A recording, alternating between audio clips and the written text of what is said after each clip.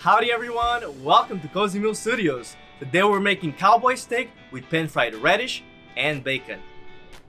This all-American recipe truly evokes a sense of comfort of eating at a ranch with a farm-to-table dish. So, shall we put our cowboy hats on and make a trip to the Wild West?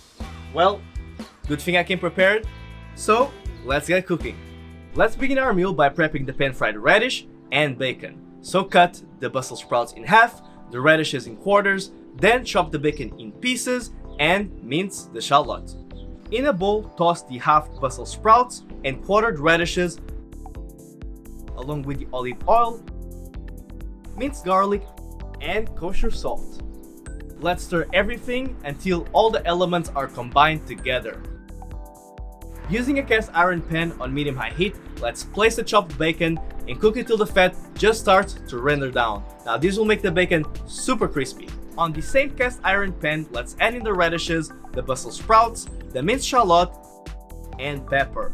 Stir and cook for about 8 to 10 minutes until the radishes are fork tender and the bacon is with the crispiness that we want. Then let's add the balsamic vinegar to the glaze and stir again. Let's put that aside and prepare our cowboy steak. We are first going to let our ribeye to come to room temperature as long as possible.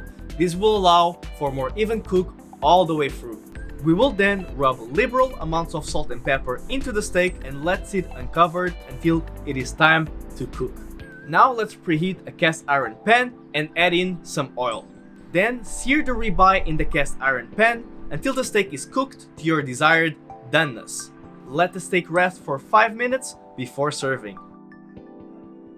To plate, place the pan-fried radish and bacon and then the ribeye. Let's pour some chimichurri over the steak and top with crumbled Gorgonzola. Then, of course, enjoy. If you'd like to see the full recipe, check the description box below or head to our website at cozymeal.com/recipes for more food just like this. Also, please don't forget to like this video if you found this recipe useful and click that subscribe button for more video recipes here at Cozymeal Studios. Before you go, I would also love to know what your favorite Western movie is, so please leave your answers down in the comments below. Thank you so much for watching and we hope to see you all again in the next video.